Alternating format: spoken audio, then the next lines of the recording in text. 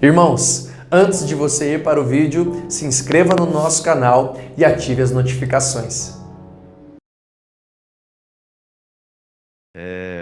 No livro de Atos dos Apóstolos. Livros de Atos dos Apóstolos, capítulo 12. Que Deus derrame paz e alegria dentro da tua casa. Que o Senhor derrame bênção sobre vocês que estão agora reunidos ou unidos conosco nesse momento tão especial de culto. Você que está aí com a tua família reunida, aproveite, desfrute bem dessa presença da família. São dias mais intensos de convivência familiar, mas que vocês tenham paz uns com os outros, que vocês desfrutem da presença um do outro, e que nesses dias o amor cresça na casa de cada um de nós, em nome de Jesus. Que a espiritualidade cresça por buscar Deus juntos. Atos, capítulo de número 12, vamos ler o capítulo todo, e eu queria compartilhar, conversar com você nessa noite sobre vencendo pela fé em dias de tribulação. E o momento que os irmãos da igreja de Jerusalém estão vivendo aqui nesse momento, o momento que aqueles irmãos estão vivendo é um momento complicado. E a atitude deles, o caminho que eles escolhem seguir, nos desafia também a seguir na mesma direção, porque a fórmula para enfrentar os dias de tribulação é a mesma. As atitudes, as posturas para vencer nesses dias atribulados é a mesma, tá certo? Diz o texto assim: por aquele tempo, mandou o rei Herodes prender alguns da igreja para os maltratar. Dentre as pessoas que ele prendeu, aqui prendeu várias, fazendo passar ao fio da espada Tiago, irmão de João. Ele faz passar Tiago, passar ao fio da espada ele mata Tiago, atravessando Tiago com a espada. O método normal preferido era a decapitação. Provavelmente é decapitar com espada. Esse Tiago aqui é Tiago, um daqueles 3 mais chegados de Jesus. Você se lembra, quem andava sempre muito perto de Jesus? Pedro, Tiago e João. Esse Tiago aqui é aquele Tiago apóstolo. A morte agora entra pela primeira vez no corpo apostólico da igreja. Vendo ser isto agradável aos judeus, maltratar os cristãos, matar cristão, vendo Herodes ser isso agradável, prosseguiu, prendendo também a Pedro. E eram os dias dos pães asmos, dos pães sem fermento, preparando para a Páscoa. Tendo-o feito prender, lançou no cárcere, entregando a 4 escoltas de 4 soldados cada uma, 16 soldados, para o guardarem, tencionando apresentá-lo ao povo depois da Páscoa. Pedro, pois, estava guardado no cárcere, mas, aí eu queria que você marcasse na sua Bíblia, se ainda não marcou essa expressão, mas havia oração incessante a Deus por parte da igreja. Mas havia oração incessante a Deus por parte da igreja a favor dele, Pedro, da situação. Quando Herodes estava para apresentá-lo, ou seja, passou a Páscoa, ele vai apresentar Pedro agora. Apresentar aqui é um jeito bem suave, né? Apresentar aqui era colocá-lo na frente da multidão para executá-lo. Era decapitar Pedro também. Era atravessar Pedro também com a espada. Quando estava para apresentá-lo, naquela mesma noite, Pedro dormia entre 2 soldados, acorrentado com 2 cadeias. E sentinelas à porta guardavam o cárcere. Eis, porém, que sobreveio um anjo do Senhor, e uma luz iluminou a prisão. E tocando ele o lado de Pedro, o despertou, dizendo: acorda, levanta depressa. Então as cadeias caíram-lhe das mãos. Disse-lhe o anjo: cinge-te ou veste-se, vista-se. calça as sandálias. E ele assim o fez. Disse-lhe mais: põe a capa e segue-me. Então, saindo, o seguia, não sabendo que era real o que se fazia por meio do anjo. Parecia-lhe antes uma visão. Depois de terem passado a primeira e a segunda sentinela, chegaram ao portão de ferro que dava para a cidade, o qual se lhe abriu automaticamente, e saindo, enveredaram por uma rua, e logo adiante o anjo se apartou dele. Então Pedro, caindo em si, disse: agora sei verdadeiramente que o Senhor enviou o seu anjo e me livrou da mão de Herodes e de toda a expectativa do povo judaico, que era ver sua execução. Considerando ele a sua situação, resolveu ir à casa de Maria, mãe de João, o cognominado Marcos, onde muitas pessoas estavam congregadas e oravam. Muitas pessoas estavam congregadas e oravam. Quando ele bateu ao postigo do portão, veio uma criada chamada Rode ver quem era. Reconhecendo a voz de Pedro, tão alegre ficou que nem o fez entrar, mas voltou correndo para anunciar que Pedro estava junto do portão. Eles lhe disseram: estás louca? Ela, porém, persistia em afirmar que assim era. Então disseram: é o seu anjo. O judeu acreditava nesses dias aqui que cada pessoa tinha um anjo da guarda com a cara dela. Então imagina, você teria um anjo com a sua cara. Isso era uma crença, uma crendice deles lá, isso não é bíblico. Entretanto, Pedro continuava batendo. Então eles abriram, viram-no e ficaram atônitos. Ele, porém, fazendo-lhe sinal com a mão, para que se calassem, contou-lhes como o Senhor o tirara da prisão, e acrescentou a anunciar isso a Tiago. Esse Tiago agora é o Tiago, irmão de Jesus, um dos líderes da igreja em Jerusalém, e aos irmãos, aos demais que assistiam junto dele. E, saindo, retirou-se para outro lugar, por causa do risco de ser preso novamente. Sendo já dia, houve não pouco alvoroço entre os soldados sobre o que teria acontecido a Pedro.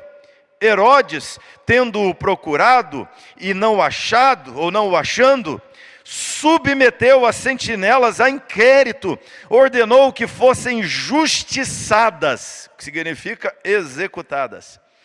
E descendo da Judéia para Cesareia, Herodes passou ali algum tempo. Ele ficou com tanta raiva, foi embora de Jerusalém para Cesareia. Herodes, havia séria divergência entre Herodes e os habitantes de Tiro e Sidom. Porém, estes de comum acordo se apresentaram a ele e depois de alcançar o favor de Blasto, camarista do rei, pediram reconciliação, porque a sua terra se abastecia do país do rei. Eles estavam sem comida e precisavam de comida vinda de Herodes. Em dia designado, Herodes, vestido de trajo real, assentado no trono, dirigiu-lhes a palavra. E o povo clamava: é voz de um Deus e não de homem. No mesmo instante, um anjo do Senhor o feriu, por ele não haver dado glória a Deus, e comido de vermes, expirou. Entretanto, a palavra do Senhor crescia e se multiplicava.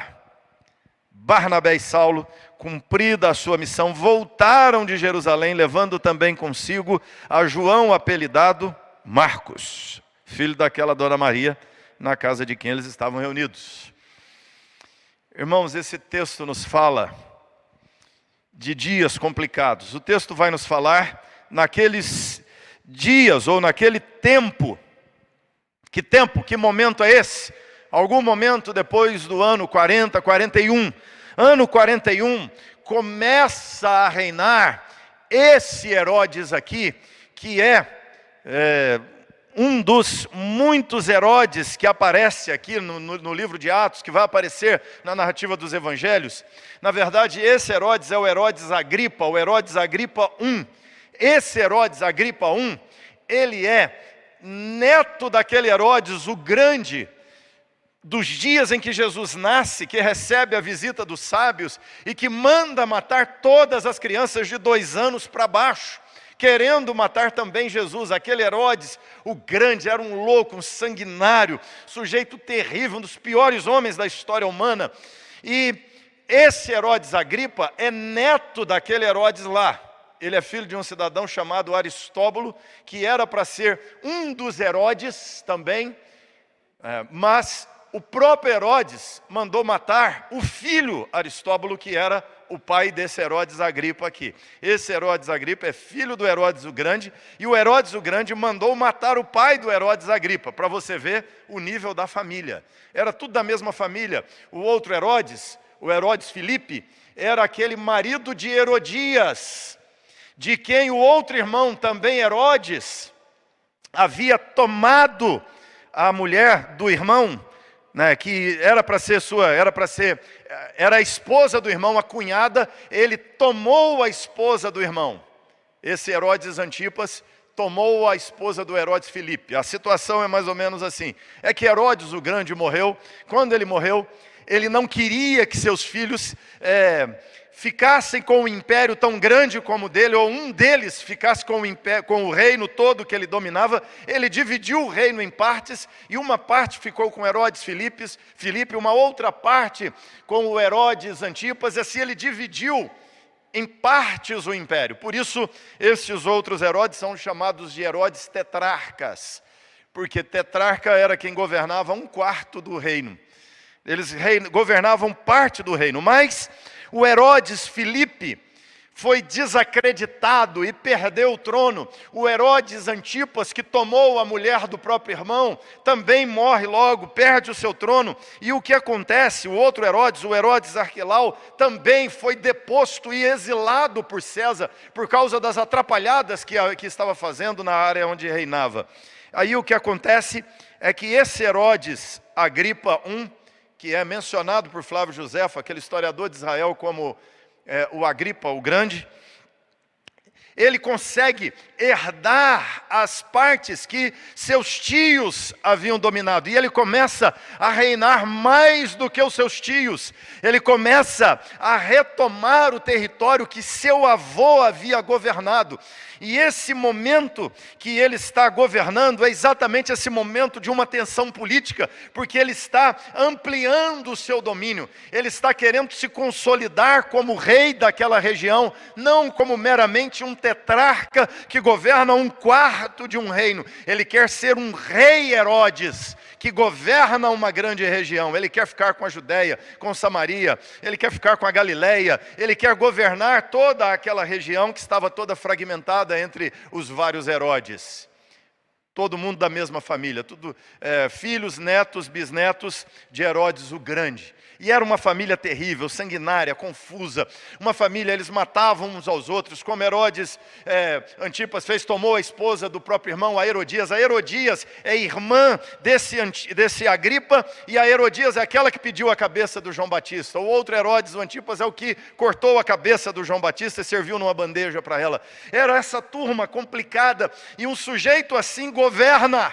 Um sujeito assim tem voz e poder e autoridade de rei, e ele quer se estabelecer como rei, porque a política, o quadro político, o cenário político na Palestina é muito instável, e eles estavam preocupados em agradar César, para que César não o depusesse do trono, como havia feito já, por exemplo, com o Arquelau. Então, o que ele faz? Ele precisa agradar aos judeus. Ele é meio judeu, ele é mestiço, e ele quer agradar os judeus. Para agradar os judeus, ele percebe que os judeus odeiam a igreja, então ele resolve perseguir a igreja. Ele começa a prender alguns cristãos, e ele prende Tiago, que é um grande líder da igreja, e decapita Tiago na frente da multidão, e a multidão torce como o time comemorando um gol, como a torcida comemorando um gol do seu time, e ele vê que aquilo aumenta a popularidade dele. Você já viu que esse negócio de político fazer doideira para aumentar a popularidade não é novo? O que é que o sujeito é capaz de fazer para aumentar a popularidade, para agradar certas massas. Ele fala, ele joga para a torcida, ele percebe, então, ele viu que o povo gostou, ele quer subir a popularidade. Algumas pessoas que têm poder, que têm autoridade, elas não estão preocupadas com o bem do povo, elas estão preocupadas com o próprio umbigo, com o bem delas mesmas. E ele então percebe que matar alguém diante da multidão agrada a multidão. O que ele faz? Manda prender Pedro, traz para o cárcere. Queria matar Pedro também, só que era o dia da Páscoa. Matar alguém no dia da Páscoa não era uma coisa boa, não daria popularidade. Ofenderia o judeu naquela festa. Lembra? Jesus morre na véspera da Páscoa, eles tiram o corpo para não ficar exposto no dia da Páscoa. Era a festa, a cerimônia mais sagrada dos judeus. Então, ele mantém Pedro na prisão para esperar passar a Páscoa, e assim que a Páscoa passasse, ele apresentaria Pedro para a multidão e executaria Pedro também, e a torcida iria aplaudir, e a popularidade dele ficaria melhor ainda, as notícias boas chegariam a César, e César o consolidaria como rei daquela região toda. Essas eram as intenções de Herodes Agripa. Se você ler no capítulo 11, de Atos, você vai ver que Ágabo, a partir do versículo 27, havia predito uma grande fome sobre o mundo. Ele prevê uma época de fome. Naqueles dias já existiam alterações climáticas.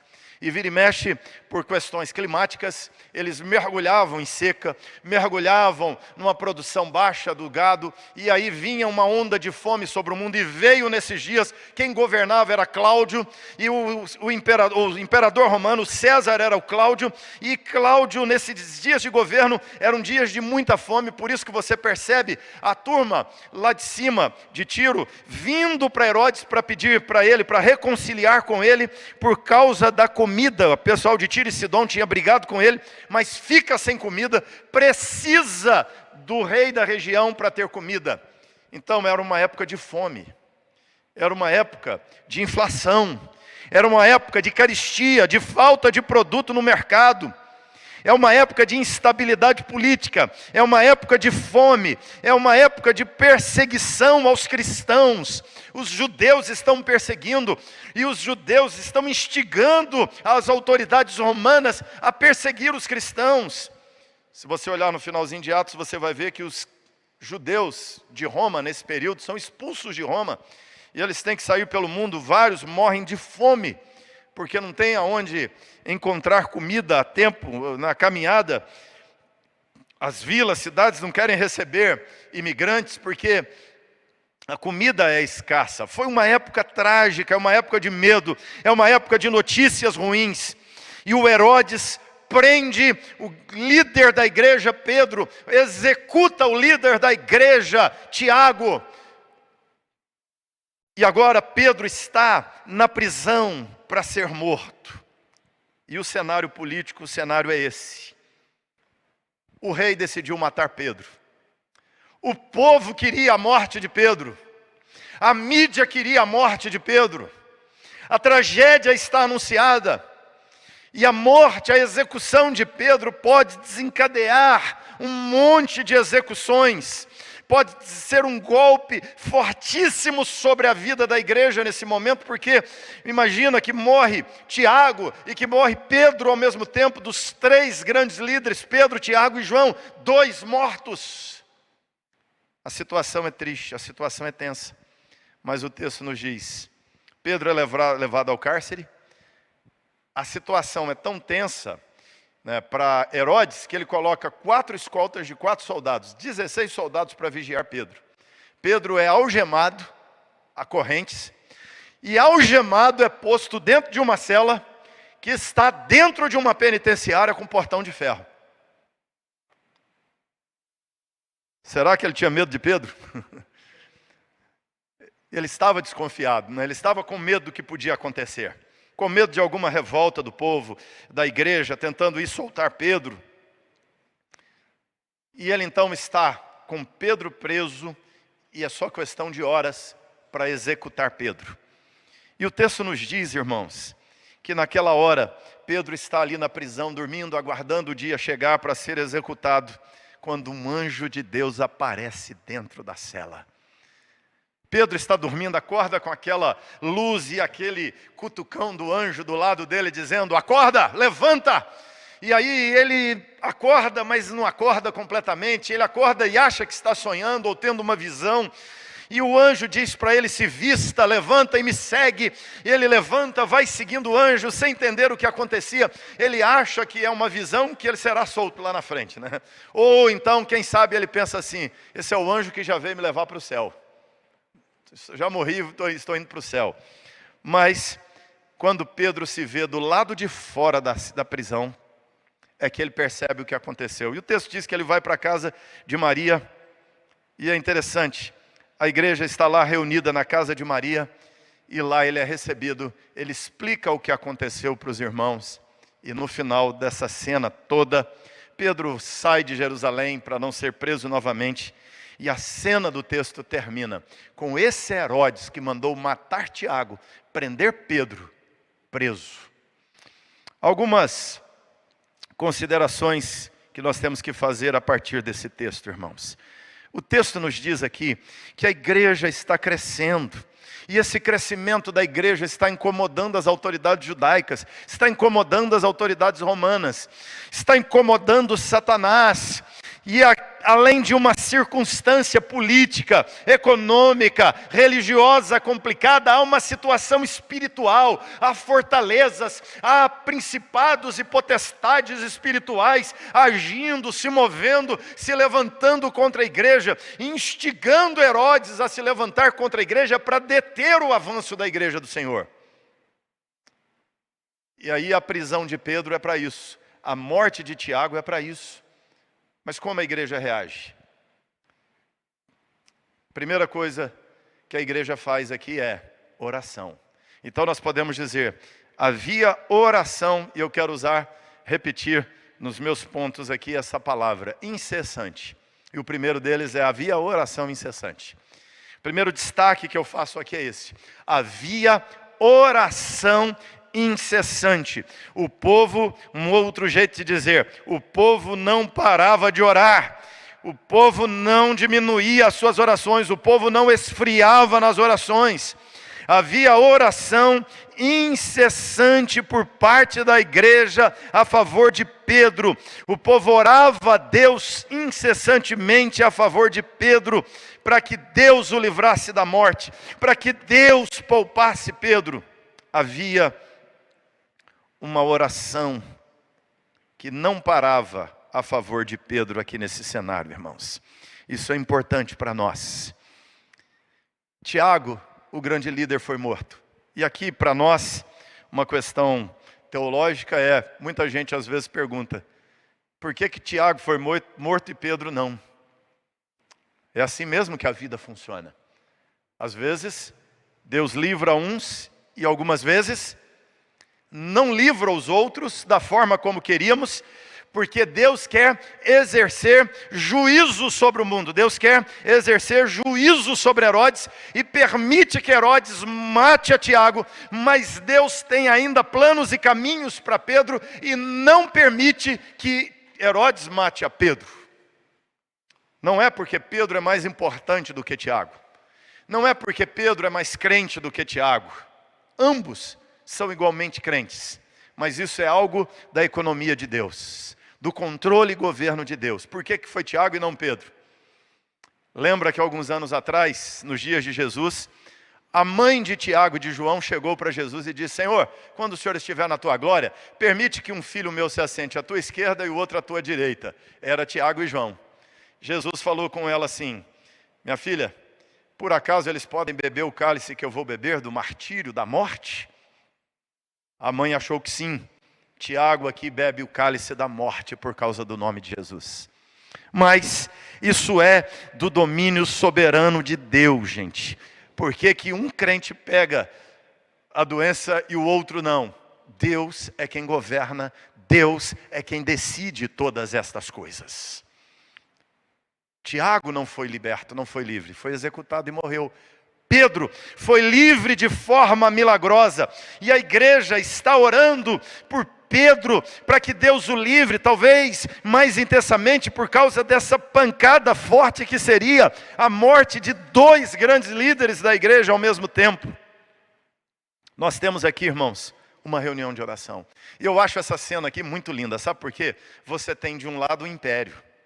Você tem de um lado Herodes, Agripa, que representa César, que é a autoridade de César na Palestina. Tem ali uma cidade chamada Cesareia, que é a cidade para onde ele foi quando sai aqui de Jerusalém. O texto diz que ele foi para Cesareia. Quando você visita Cesareia, você vai ver que há colunas romanas feitas em Roma, feitas na Itália, trazidas de navio e postas em Cesareia. Cesareia é uma pequena Roma na Palestina, porque a presença do Império Romano, Herodes é o Império Romano ali, ao Império Romano dominado por Satanás. Há uma presença, a autoridade judaica, há autoridades, líderes de uma religião oposta ali, se impondo contra aquela igreja. Há um império, há demônios, há uma oposição religiosa. Pedro está preso, mas do outro lado, se de um lado tem um império,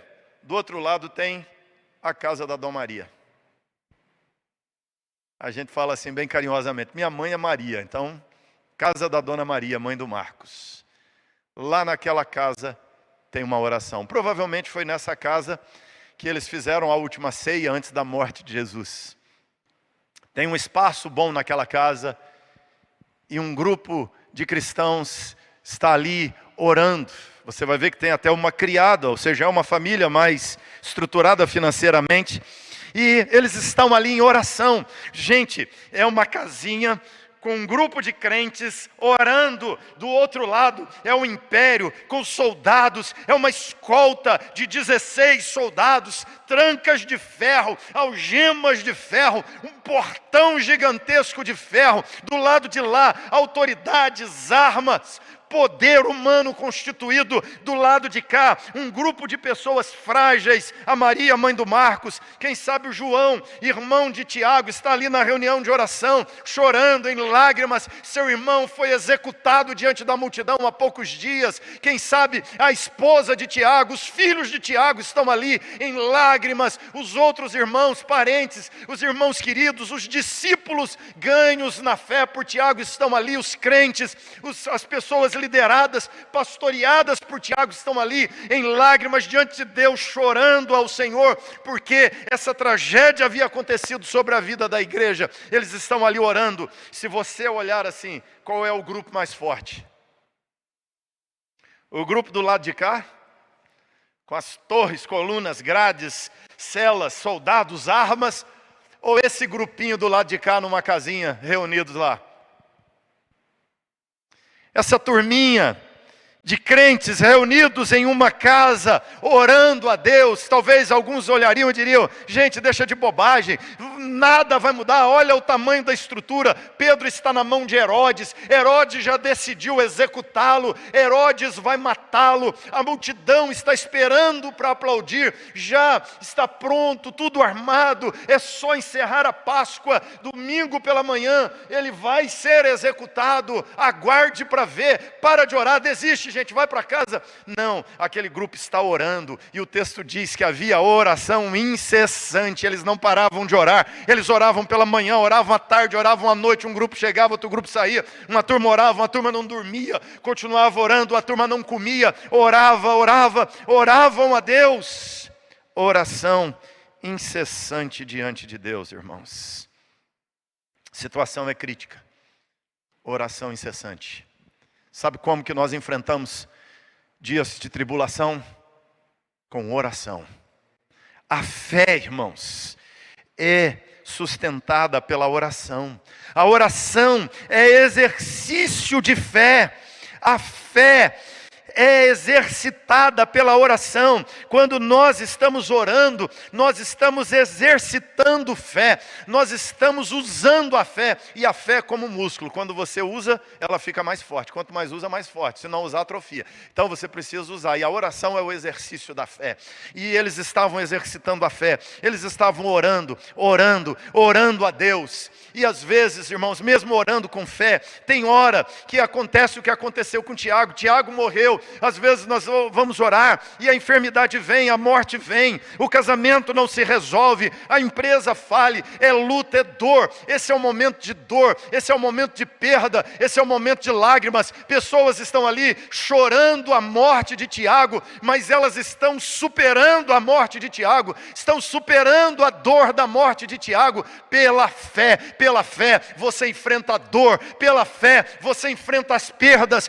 pela fé você suporta o sofrimento, pela fé você vence os seus medos, pela fé você cresce e se agiganta e se torna maior do que as ameaças. E eles estavam lá orando, e à medida que oravam, ficavam mais fortes contra aquele medo, contra aquela dor, contra aquela tristeza da morte de Tiago, e se fortaleciam, e se sentiam consolados, se sentiam confortados, se sentiam cheios de esperança, se sentiam animados diante da vida, mesmo com fome, mesmo com Herodes, um louco no poder, mesmo com a maldade do Império Romano, mesmo com a artimanha do diabo, eles exercitavam a fé e continuavam crentes, orando a Deus.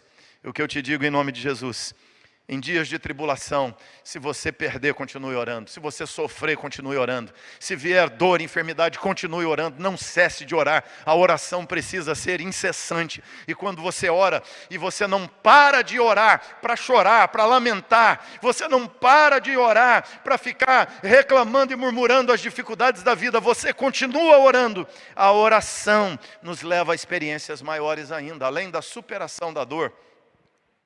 Além de ser sustentados pela fé para vencer nesses dias de tribulação, aqueles irmãos experimentaram o milagre pela fé.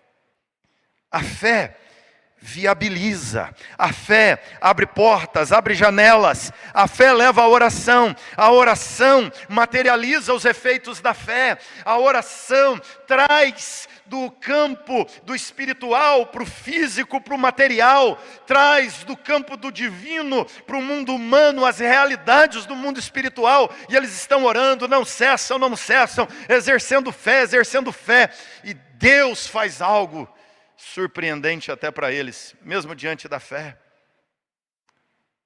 A oração sincera, irmãos, daquela igreja afetou significativamente o resultado dos acontecimentos daqueles dias. Eu quero que você grave isso. A oração perseverante por fé daqueles irmãos alterou significativamente as circunstâncias daqueles dias. Alterou o resultado dos acontecimentos.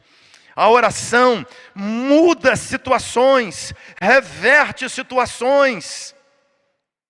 Se você ler o versículo de número 11, eu acho ele extraordinário. Pedro diz assim: agora sei verdadeiramente que o Senhor enviou o seu anjo e me livrou da mão de Herodes e de toda a expectativa do povo judaico. Você olha aqui, você tem um império, você tem Herodes, você tem a expectativa, a torcida organizada esperando a execução de Pedro naquele domingo pela manhã. Do lado de cá, você tem um grupinho de irmãos ajoelhados, orando a Deus, mas pela fé, irmãos, a casa de Maria é mais poderosa do que a casa de Herodes, o palácio de Roma, aonde a oração, aonde a fé subverte impérios, reinos, poderes, exércitos, autoridades, políticas, crises, problemas climáticos, problemas econômicos, superados por um grupo de pessoas que confia em Deus e ora incessantemente. Não para de orar para ficar olhando e lamentando o noticiário. Eles oram, e aquela oração daqueles crentes enfrenta a estrutura de um império inteiro. Quando Pedro diz: Deus me livrou da mão de Herodes, é da mão de Roma, é da mão de César, é de uma cela com 16 soldados vigiando, é de uma cela de ferro, um portão de ferro, algemas de ferro, grades de ferro, que ele não tem como sair, não dá para fugir. Você percebe que a situação é grave, porque aquela escolta de soldados que vigiava Pedro, ele dormia entre dois soldados, e aqueles soldados falharam na missão de vigiar Pedro, eles foram executados por Herodes por causa disso.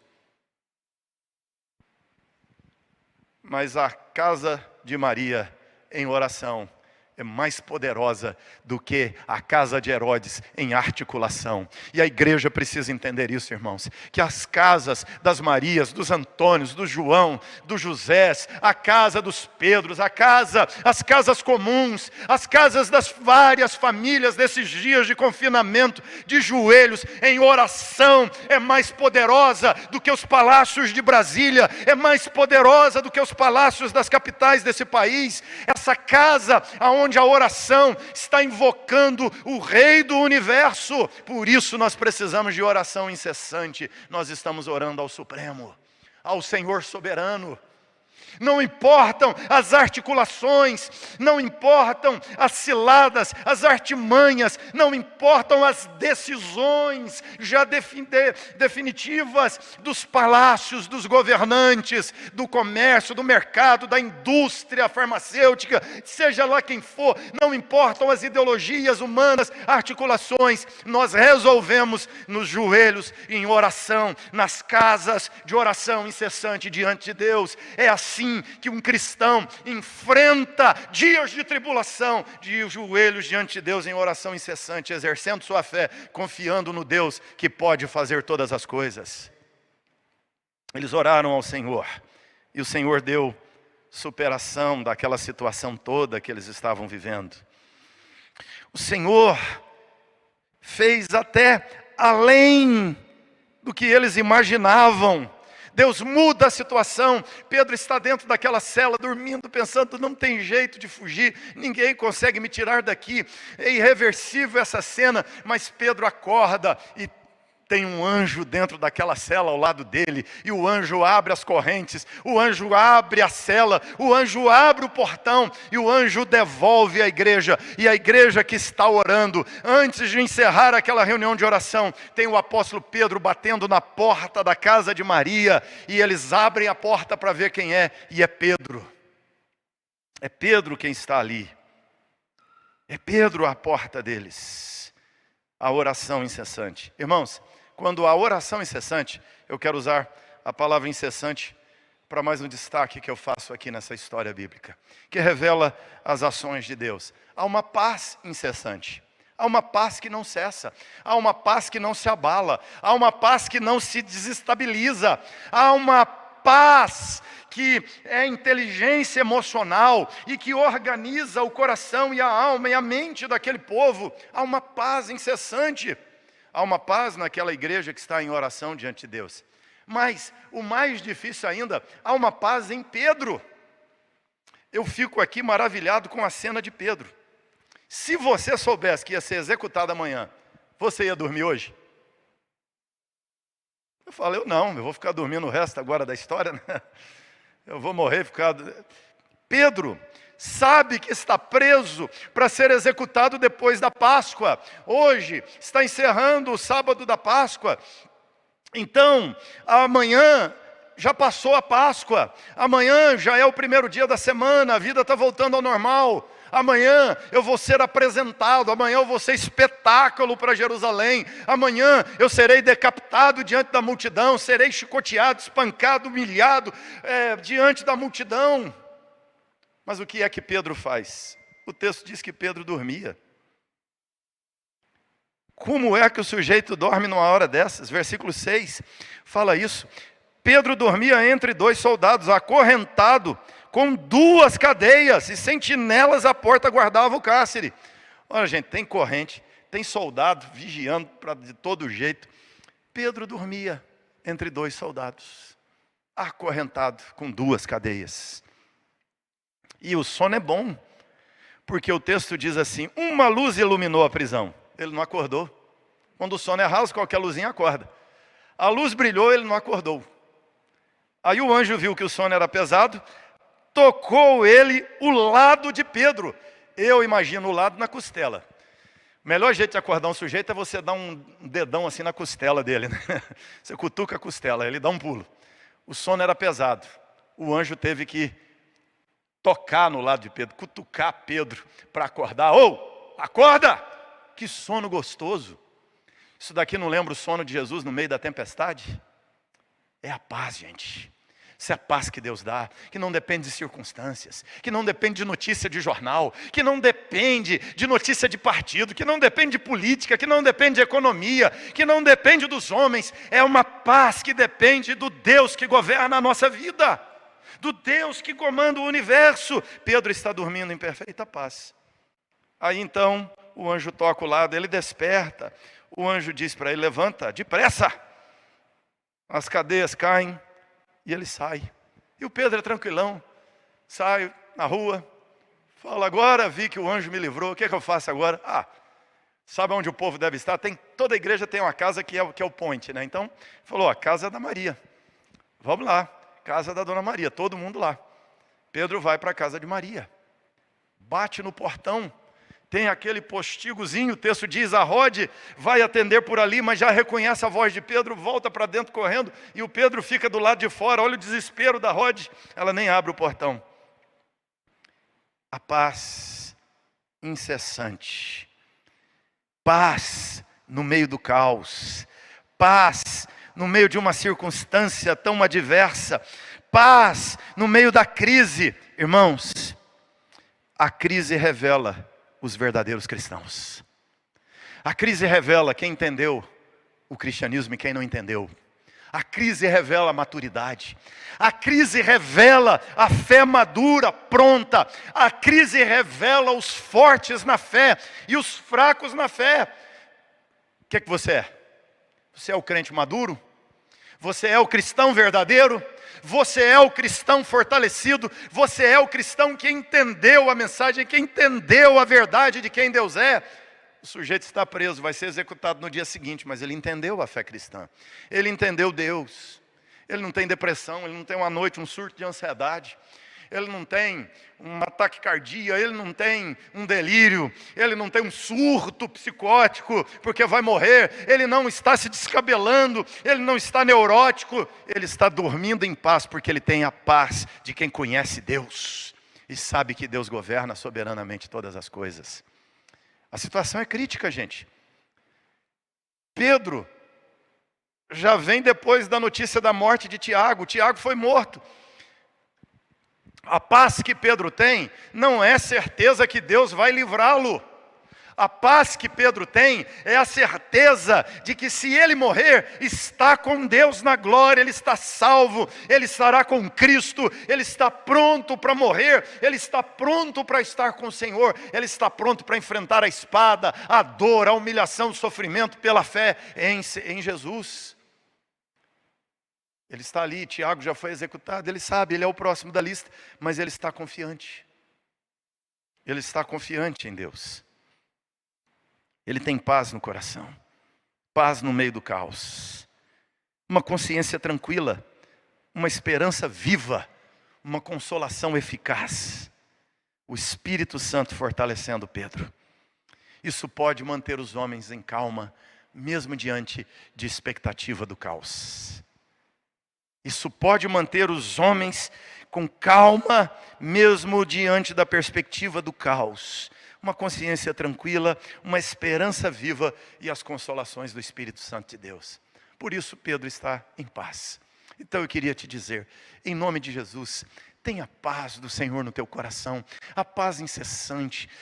Como Pedro nessa prisão percebeu quem Deus é, perceba quem Deus é, perceba o que Deus está fazendo. A igreja está em oração cessante, então a paz incessante na alma da igreja, a paz incessante no coração de Pedro.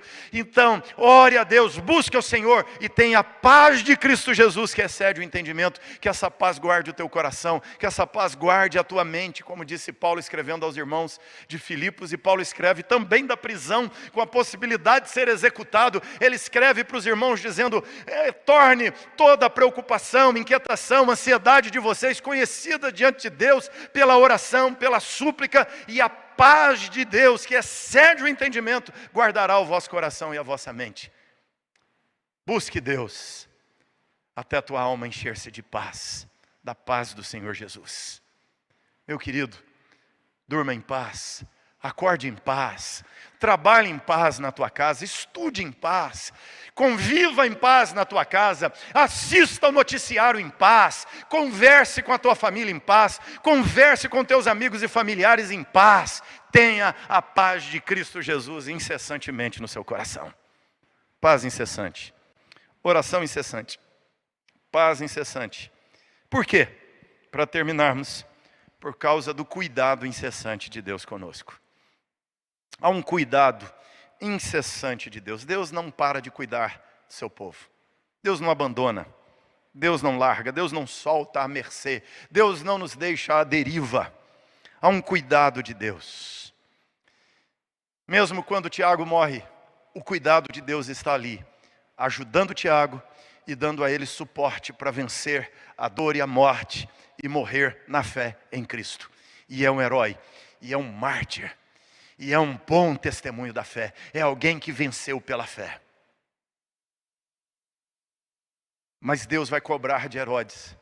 Você percebe que essa cena de um império aqui, Herodes no topo do poder naquela região, e uma casa de oração orando a favor de Pedro, termina com a morte de Herodes. Herodes arrogante, soberbo, e as pessoas ali diante dele dizendo: é a voz de um Deus e não a voz de um homem. Elas o ovacionam, o louvam, o elogiam, como se ele fosse um Deus, como se ele fosse uma divindade. Mas ele morre comido de bicho diante das pessoas. Ele apodrece antes de morrer. Ele tem uma contaminação. E quem é o Covid diante desse bicho que pegou o Herodes aqui, né? Que coisa foi essa? Que verme é esse que desenvolveu, não teve remédio, não teve cura, e a turma amontou em volta dele, tenta tratar dele, tenta curar. O Flávio Joséfo disse que ele morreu 5 dias depois dessa aparição pública. A narrativa de Lucas é com base no que eles viram. Então provavelmente ele cai diante da multidão, já com as feridas e o apodrecimento exposto. Talvez o que aconteceu é que ele tenha sido retirado, não tem notícia de que ele está vivo, e o povo já o dá como morto, e eles tentam salvá-lo durante 5 dias, e fazem de tudo, usam todos os recursos médicos, usam os remédios que eles têm, usam todas as técnicas que eles têm, invocam tudo que eles sabem invocar, mas a sentença do juízo de Deus está posta sobre Herodes, cobrando o sangue do justo Tiago que ele matou, e Deus o mata também. O juízo de Deus sobre Herodes. Isso é o cuidado de Deus sobre o povo dele. Por isso que a Bíblia diz que nós não temos que defender a nós mesmos, né? Que nós não temos que vingar a nós mesmos. Que não é uma militância cristã que vai defender e garantir a longevidade da vida dos cristãos, que na verdade Deus haverá de cobrar daqueles que matam suas testemunhas o sangue delas. Deus haverá de cobrar os milhares de cristãos que estão sendo mortos nas perseguições religiosas. Deus haverá de cobrar dos governos opositores ao cristianismo os milhões de cristãos e sangue derramados. Deus haverá de cobrar deles como cobrou de Herodes. A China que o espere para ver. Coreia do Norte que espere para ver, mundo islâmico que espere para ver, a seu tempo Deus haverá de cobrar, porque é o cuidado de Deus com o seu povo. No cuidado de Deus aqui, que se manifesta na forma também do livramento, o cuidado se manifesta em Deus trazer o juízo, em Deus trazer o livramento. No caso de Pedro, Deus traz o livramento. Primeira manifestação do cuidado de Deus está nos anjos. Deus manda um anjo naquela cela, e o anjo solta Pedro. Deus envia anjos. Deus envia seus anjos para guardar o seu povo. Deus envia seus anjos para livrar seus filhos da morte. Você nem viu, mas Deus já te salvou diversas vezes. Você nem viu, mas anjos de Deus já te livraram de assaltos. Anjos de Deus já te livraram de situações terríveis. Eu estava conversando esta semana com o irmão nosso, Edgar, ele foi assaltado essa semana, quinta-feira, se não me engano, ele foi assaltado e sequestrado. O sujeito pegou, levou a ele o carro. E ele contou que estava sendo levado, e o sujeito dirigindo o carro do lado, e o outro por telefone dando as instruções. E nas instruções no caminho, o sujeito mandou virar à direita, ele virou à esquerda e pegou a Trabalhadores. Era para virar e entrar para Itaquá. O sujeito pegou a estrada, a rodovia. Quando chegou lá na frente, no pedágio, o carro apagou, bem na cabine do pedágio. E o ladrão ficou desorientado, sem saber o que fazia. Começaram a brigar, disseram que ele tinha que fazer o carro pegar, senão ia sobrar para ele. Ele ficou lá, o carro estava com cheiro de queimado, não pegava. O ladrão saiu correndo nas cabines para procurar um mecânico. Enquanto isso, ele falou com a moça da cabine: moça, estou sendo sequestrado, assaltado aqui. A moça então ligou para a polícia, em 5 minutos chegou a viatura da polícia, e foi chegando a viatura, e os bandidos saíram, pularam no mato correndo. Ele foi livre, devolveram o seu carro, nem perdeu o carro. E poupado na sua vida. Sabe o que é isso, gente? Coincidência? Não. Deus mandou um anjo pôr defeito no carro, né? O anjo foi lá, soltou um parafuso, queimou um fiozinho, sei lá o quê. Mas é assim. Nós estamos debaixo do cuidado de Deus, constantemente. Oração incessante. Deus dando cobertura e proteção aos nossos irmãos. E louvado seja Deus pelo milagre que Ele fez na vida do nosso irmão Edgar essa semana. Que notícia boa. Glórias a Deus pelo livramento que o Senhor concedeu. Deus mandou anjos. Deus estava naquela cela com Pedro. Ele não estava sozinho. Era uma cela escura, cheia de trevas, mas a luz brilhou dentro daquela cela. Pedro, que estava dormindo, o anjo de Deus o acorda. As cadeias caem, as portas se abrem, os soldados são punidos e não Pedro é executado. Todo mundo esperava a execução de Pedro naquele dia. Na verdade, os 16 soldados que guardavam Pedro é que foram executados. Talvez tenham humilhado Pedro. Talvez tenham rido de Pedro aquela noite. Pedro ali orando, pedindo que Deus o livrasse. Ele dizia: quem é seu Deus para te livrar de Roma? Mas naquela manhã em que Pedro seria executado, naquele dia que Pedro seria executado, eles é que o foram. Em resposta à oração, cuidado de Deus, a porta da cela se abriu. Pedro tinha um caminho diante de si. Os irmãos que estavam na oração, orando: Senhor, livra a vida de Pedro, Senhor, não deixa matar Pedro. De repente alguém bate a porta, e quando a moça abre, é Pedro quem está à porta. A moça entra correndo, interrompe a reunião de oração, dizendo: gente, Pedro está lá fora. O pessoal vira para a menininha Rod e diz: menina, você está louca? Pedro está preso, Roma não vai soltar, Herodes já decidiu que vai matar, já tem a mobilização, o povo já comprou ingresso, está pronto para o espetáculo do dia seguinte. Pedro não será livre. É interessante, eles estão orando pelo quê? Eles estão orando pelo livramento de Pedro. E a resposta da oração deles bate a porta daquela reunião de oração, gente. O poder de Deus é extraordinário, irmãos. As respostas de Deus são maiores do que nossas orações. Eles oravam, mas jamais imaginavam que durante a reunião de oração, Pedro bateria a porta, Pedro estaria no meio deles. Eles jamais imaginavam que encerrariam uma reunião de oração com Pedro, quem sabe, dando a bênção apostólica no final daquele culto de oração. Mas é a resposta de Deus. Irmãos, Deus é maior do que as algemas, Deus é maior do que as grades da cela, Deus é maior do que a porta de ferro daquela prisão, Deus é maior do que aquela escolta de soldados, Deus é maior do que Roma, Deus é maior do que o judaísmo, Deus é maior do que as nossas orações. Por isso que Paulo disse: Ele pode fazer infinitamente mais do que pedimos e pensamos. Lembra, as respostas das nossas orações são maiores do que estruturas de governo, do que estruturas maquinadas, pensadas, arranjos humanos, estruturas malignas do mundo. O poder de Deus respondendo orações é maior do que as estruturas do diabo. As respostas das orações de Deus vêm, e Deus nos dá respostas, por mais complexo que o cenário seja. Deus é maior do que nossas orações. Deus é maior do que nossas orações. Você jamais fará uma oração que Deus não poderá atender porque é grande demais. Não, Deus é maior. Eles oraram por um livramento de Pedro. Deus mandou Pedro bater a porta deles. Deus o livrou e devolveu a eles. Surpresas de Deus. Foi mais do que pediram. Eles ficaram, diz o texto, atônitos quando Pedro bateu a porta. Não deveriam ficar. Não deveríamos ficar. Eu não me surpreenderei se esse pico da pandemia que eles estão dizendo que é maio, agora já é junho, que vai ser em setembro, eu não me surpreenderei se Deus, em resposta das nossas orações, disser que não haverá pico. Se Deus der saídas que ninguém imagina, porque a nossa esperança não está no palácio de Herodes.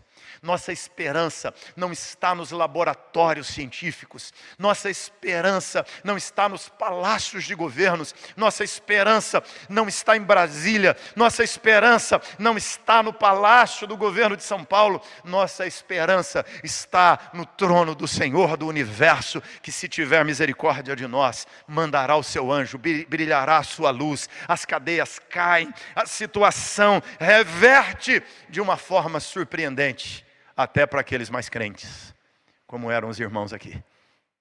Foram surpreendidos pelo que Deus fez. Então queria te convidar a exercer sua fé. São dias de tribulação. Eram dias de tribulação. Complicações políticas, religiosas, econômicas, alimentação, problemas de abastecimento.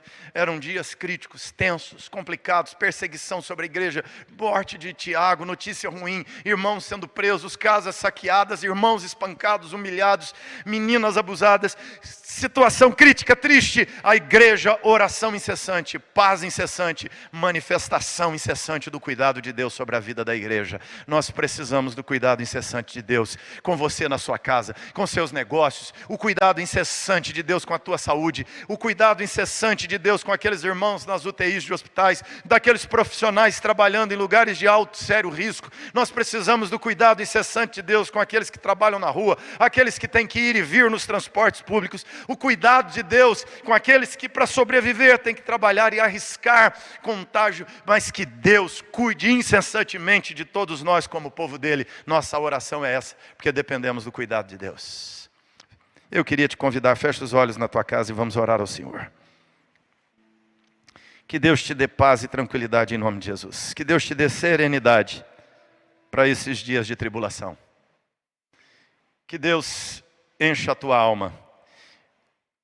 O versículo para mim mais importante de todo esse texto é o 24, que conclui a história dizendo assim: entretanto, a palavra do Senhor crescia e se multiplicava. Essa é a minha principal oração esses dias. Que a palavra de Deus cresça e se multiplique. Que a palavra de Deus cresça e invada a internet. Que haja mais good news, boas novas, do que fake news. Que haja mais evangelho do que fakes. Que haja mais mensagem de esperança do que mensagem de caos. Que você povoe o WhatsApp, Facebook, Instagram, YouTube, que você povoe isso do Evangelho de Jesus, que você pregue mais, que você seja mais crente, que a palavra do Senhor cresça e se multiplique, mesmo com igrejas fechadas para reuniões, mas que a palavra de Deus cresça, e que a palavra de Deus se multiplique no Brasil em nome de Jesus, que a palavra de Deus se multiplique nessa terra em nome de Jesus. Que crentes não esfriem, que crentes não desanimem, que crentes não se abatam, que crentes não se intimidem com o palácio de Herodes, que os crentes não se intimidem com as articulações do inferno, que os crentes orem incessantemente e exerçam sua fé, e que experimentemos para frente milagres, os anjos de Deus enviados, a luz de Deus brilhando, o poder de Deus se manifestando, as portas se abrindo e Deus nos dando grande livramento, em nome de Jesus. Faz isso, Senhor, em nome de Jesus nós clamamos, Pai. O Senhor é o Deus que abriu as portas para Pedro. O Senhor é o Deus que pode abrir as portas às circunstâncias complicadas, adversas que vivenciamos. Pessoas, Deus amado, desesperadas, ansiosas, que o Senhor encha de paz, por saber que a seu tempo o Senhor abrirá a porta. que às vezes é assim mesmo. O Senhor permite a morte do Tiago, a dor vem, a angústia vem, a depressão vem, a tristeza vem, a falência vem, o casamento, a ruína do casamento vem, ó Deus, a dor vem, ó Pai amado, a fraqueza vem, o prejuízo vem, mas Deus, não é sinal de abandono, o Senhor continua, assim também como o Senhor livrou Pedro, o Senhor dará a manifestação dos teus cuidados, e nós estamos clamando isso. Manifesta os teus cuidados, manda o teu anjo, manda a tua luz, que venha a tua presença, que as cadeias caiam em nome de Jesus, que as celas se abram, que os portões de ferro sejam despedaçados e que caminhos novos sejam abertos diante de teu povo, diante da tua igreja, e que a tua palavra cresça, se multiplique nessa nação, que o testemunho se intensifique. É a nossa oração, meu Deus, em nome de Jesus, que a palavra do Senhor cresça e se multiplique, e que o evangelho prospere no Brasil, em nome de Jesus, amém.